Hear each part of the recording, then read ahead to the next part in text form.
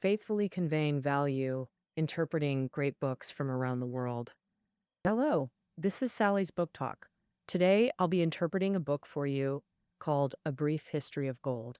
It's said that Columbus's first words upon reaching America were, "Ah, such dazzling gold." Centuries later, we can still feel Columbus's fervor for gold in those words. In truth, he braved the vast ocean precisely to seek gold. We know gold is a metal, but unlike any other, it symbolizes eternity, exciting and fascinating humanity.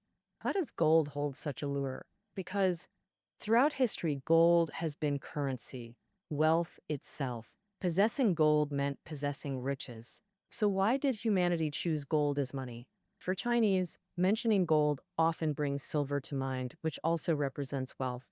But why in the West did gold completely overshadow silver to become the sole symbol of wealth? Today, when discussing gold, we mostly think of jewelry, not currency. How did this shift happen? Today's book, A Brief History of Gold, will answer these questions. Author Peter Bernstein, a Harvard graduate and student of economist Schumpeter, is among the few who experienced both the 1929 Great Depression and remained active through the 2008 financial crisis. A Brief History of Gold. This book explores gold's history in the Western world. Next, I'll unpack it through three key questions. The book's essence. First, how did gold evolve from precious metal to currency? Second, how did gold replace silver as the sole universal money? Third, how was gold eventually driven out of the monetary system? Let's begin with the first question. How did gold evolve from precious metal to currency? We'll examine this process in 4 stages. Stage 1. From early human societies to the 6th century BC, gold transitioned from ornament to money. After discovering gold, humans first valued it as precious decoration. Major ancient civilizations used gold in temple rituals. In ceremonies, Egyptians crafting mummy masks with gold, Jews making golden calves for worship. At this stage, gold primarily served the upper class, symbolizing wealth and power. Ordinary people could hardly possess it. Afterwards, gold and another precious metal, silver, gradually began to function as currency. We know that gold and silver weren't the earliest forms of money. Before humans could mine gold, items like shells and salt served as currency. So why did gold and silver eventually take over? This process can be explained by Marx's quote, "Gold and silver are not by nature money, but money is by nature gold and silver." The first part means gold and silver didn't become money immediately upon discovery, as they were initially ordinary commodities. As commodity exchange developed historically, a fixed medium of exchange, called the universal equivalent, became necessary. Only when gold and silver consistently served as this universal equivalent did they become money. Hence, money is by nature gold and silver. This means gold and silver inherently possess monetary advantages due to their natural properties. For instance, they're scarce, compact, dense, easily divisible, uniform, and corrosion resistant. These advantages let gold or silver gradually replace shells, salt, etc. as money. Next, we'll cover the second stage, the widespread circulation of gold coins. In the 6th century BC, Lydia, located in modern-day Turkey, became the first state to institutionalize gold as currency on a large scale. King Croesus of Lydia collected irregular gold and silver nuggets, minting standardized coins with denominations and imperial insignia, considered humanity's first regulated currency. Later empires like Persia, Macedon, and Rome massively issued such coins, driving gold's large-scale circulation. Why did this happen? First, empires directly controlled gold mines, providing resource reserves. Second, growth in population, society, economy, and state scale generated massive currency demand. Precious metal currency was thus inevitable. The author summarizes 3 major demands for precious metal currency at that time. The first demand stemmed from ruling class administrative needs. Great empires ruled vast territories and populations, far exceeding smaller states, incurring massive government expenditures requiring currency. Second, whether maintaining armies or constructing public works, both required currency for payments. Third, consumption demand. Numerous towns emerged within the empire, housing large, wealthy populations like nobles and bureaucrats. These people possessed robust consumption demands and solid payment capabilities. These three demands propelled metal coinage's spread, and gold became widespread accordingly. Circulating throughout society, from dignitaries to street vendors, anyone might handle gold. Gold's hierarchical nature dissolved. It no longer belonged exclusively to the ruling elite. This shift from ornament to currency appears in historical details, like Emperor Constantine persecuting pagans with Christianity, seizing massive gold ornaments from their temples. Yet he used only a fraction to adorn Christian churches, reinvesting most gold into mints to produce coins. But gold's journey as currency wasn't smooth sailing. After Rome's collapse, gold entered its third historical phase. Here, coin circulation drastically declined and gold's radiance dimmed. Reduced circulation stemmed from state and market collapse. Barbarian invasions toppled Rome, caused mass deaths, and plunged European trade into depression. People lived self-sufficiently in feudal manners, bartering minimally within small circles. Who dare transport goods for distant trade? Distant customers might be dead by the sword, and journeys were perilous. Only powerful monarchs and merchants could muster armed escorts for protection. Venturing afar for commerce, gold circulated only among them. In such times, what use was gold?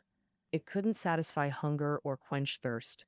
So people buried gold underground or hid it in vaults, withdrawing vast amounts from monetary use and circulation. Now, the fourth stage, Europe's economic revival, restored gold's monetary role, catalyzing the 14th century age of discovery. By the 10th century, European towns regained prosperity. Wealthy residents multiplied, market networks revived, and stable governments gradually emerged. With markets and states restored, gold was gathered from across Europe and recirculated as currency. As the economy advanced, Europe faced prolonged gold shortages, causing deflation, worsened by European demand for Eastern goods. Silk, tea, spices, furs, Eastern goods flowed into Europe, but Europeans had nothing to exchange except gold. Thus, Europeans became desperate for gold, coinciding with tales of Eastern gold abundance. So seeking gold in the East became an obsession for generations of Europeans. The powerful Muslim regimes blocked the direct Eastern route. Only by embracing the Earth's roundness could they hope to reach the East by sailing west. Lured by gold, European adventurers sailed westward across the Atlantic. Instead of India and China, they found the New World, where Spanish conquistadors like Pizarro seized vast gold, solving Europe's deflation and fueling capitalism. That concludes part one, how gold evolved from precious metal to currency. Next, our second question, how did gold replace silver to become the sole universal currency in the modern Western monetary system? Post 14th century Europe used a bimetallic standard with both gold and silver, circulating as money with a fixed exchange rate. But by the 16th century, gold gradually supplanted silver. This transition began in England. In 1560, England's Tudor dynasty frequently warred with France and Scotland. To fund these wars, the English government ordered currency recoinage. They aimed to mint more coins, but gold and silver reserves were limited. What could be done? Only by reducing metal content, especially more severely in silver coins. For example, a 4G gold coin might contain 3.5 grams gold, but a 4G silver coin only 3 grams silver. And thus, where one gold coin traded for 10 silver coins before, now it took 12. Silver had depreciated against gold. Additionally, people secretly shaved bits off silver coins, reducing their silver content while their face value remained unchanged. Soon, Britons noticed old silver coins had full weight, while newly minted ones were underweight, some even shaved. Now, what would you do in this situation? You'd wisely keep full weight coins and quickly spend underweight ones. In reality, everyone was equally clever. Full weight coins got hoarded, underweight coins flooded the market, demonstrating Gresham's law, where bad money drives out good.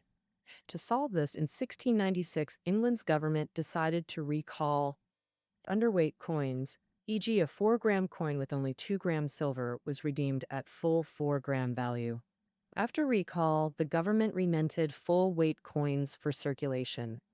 Logically, with restored value, people should have used silver coins again. Yet reality differed. Silver coins were now full weight. But Britons discovered higher silver to gold exchange rates in Europe and especially Asia, where silver was primary currency.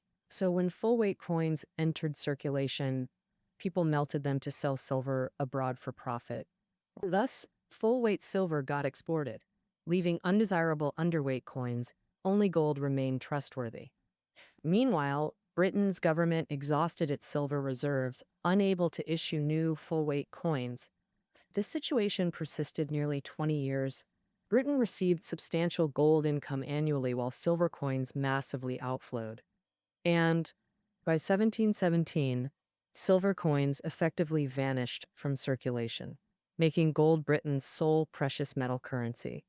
This became known as the gold standard system. In 1816, Britain formally enacted the Gold Standard Act. By then, gold no longer circulated directly as coins. Modern introducing fiat money, pound sterling, became the circulating currency. Law mandated every pound note have corresponding gold reserves. Moreover, there was a fixed exchange ratio between gold and the pound sterling, which can be simply understood as the pound replacing gold as a circulating currency. Following Britain's lead, capitalist countries like the US, France, and Germany gradually adopted the gold standard in the late 19th century. The benefit of the gold standard is that paper money issuance is tied to gold reserves. You can only print as much money as you have gold, not however much you want. So during this period, paper money value and price levels in capitalist countries stayed relatively stable, creating ideal conditions for economic growth and global trade. This era also coincided with the Second Industrial Revolution, where global trade and capital flows sped up like never before, boosting prosperity across nations. That wraps up the content for part 2. Gold replaced silver to become the sole circulating currency. Establishing the gold standard brought many benefits to the world economy. So why was gold completely kicked out of the monetary system later? That's the third question we'll tackle today. The gold standard made exchange rates between currencies simple and stable, aiding the global economy and trade. Thus, it enjoyed a century of prosperity, but the gold standard ultimately faded away. The entire decline process can be broken down into 3 stages. The first stage, from the 1914 outbreak of World War I to 1929, saw war force European nations to temporarily ditch the gold standard. Compared to earlier wars, World War I had unmatched scale and ferocity with sky-high military costs. From mobilizing troops and buying arms to organizing logistics and medical care for millions, countries poured huge funds into the war. Who had time to worry about paper money's gold backing? Naturally, they blew past gold reserves, overissuing paper money and fueling inflation. Britain, the pioneer of the gold standard, abandoned it during WWI. Other European gold standard adopters, like Germany and France, sought to become nominal due to post-war reparations and domestic political chaos. After WW1 ended, European countries briefly tried to revive the gold standard, but soon realized their post-war debt dwarfed pre-war levels. The depressed economy needed governments to push aggressive fiscal policies for stimulation. So money was still tight, paper currency kept being printed, and returning to the pre-war gold standard proved extremely difficult.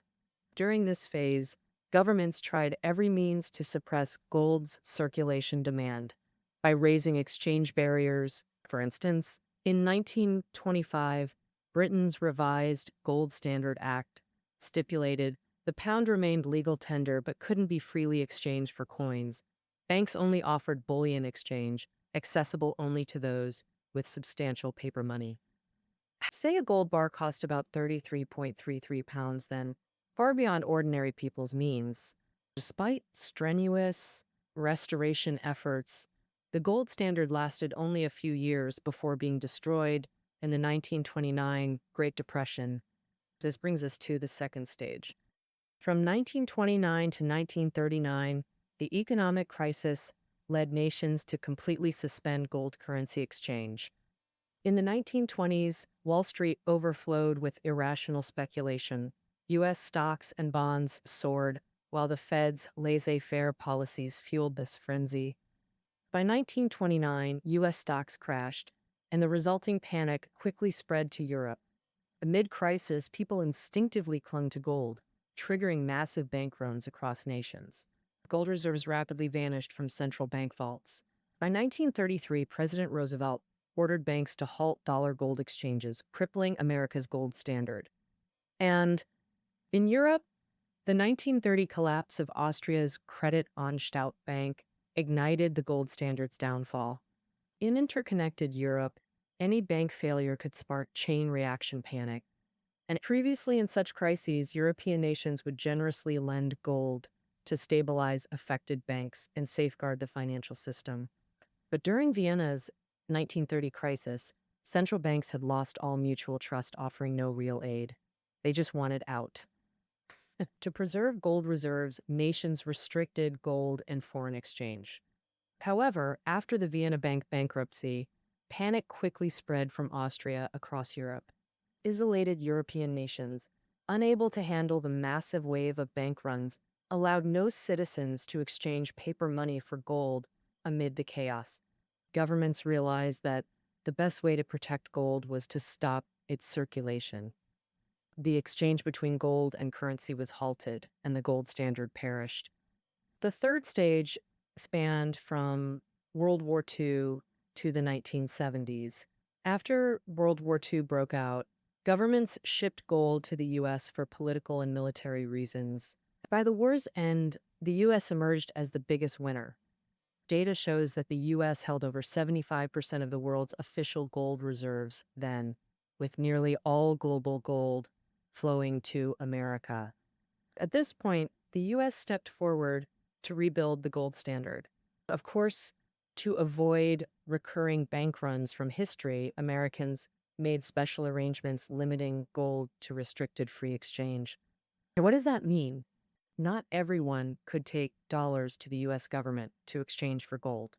The U.S. only agreed to let foreign governments exchange dollars for gold under certain conditions, while foreign residents had no such right. In May 1944, representatives of 44 governments signed the Bretton Woods Agreement in the U.S., establishing the Bretton Woods system. This was essentially an international gold standard system, also known as the dollar gold standard. Under the Bretton Woods system, the U.S. dollar held a central role in the international monetary system, becoming gold's equivalent. Countries maintained fixed exchange rates with the dollar. The U.S. undertook gold exchange obligations, and the dollar became the means of international settlement and primary reserve currency. However, this U.S. move severed the direct link between national currencies and gold. National currencies' credibility thus dropped sharply and soon faced resistance from allies. In 1960, French President Charles de Gaulle famously announced repatriating all French gold from the U.S. Meanwhile, European nations, under U.S. support, after economic recovery in the 1960s, grew dissatisfied with the dollar's dominance. Thus, the U.S. found it increasingly difficult to maintain the Bretton Woods system unilaterally. By 1971, U.S. gold reserves had decreased by 60%. The U.S. government was forced to abandon dollar-to-gold convertibility, while other Western currencies decoupled from the dollar, shifting to market-based floating exchange rates. The Bretton Woods monetary system completely collapsed. In 1976, the IMF formalized gold demonetization through the Jamaica Agreement. Thus, gold lost all direct ties with any currency. Though gold remains an important reserve asset, the gold standard era has definitively ended.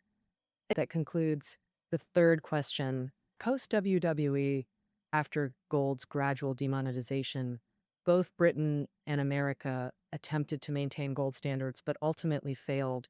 Gold completed its mission as king of currencies, reverting to a mere precious metal. With this, we've covered the essence of this book: gold's journey from precious metal to global currency, then expulsion from the monetary system. Its rise and fall intertwines deeply with human societal development. Though no longer currency today, gold retains safe haven appeal when major currencies like the dollar or euro face crises. All right, that concludes our interpretation of A Brief History of Gold. Study notes are below the audio. See you tomorrow.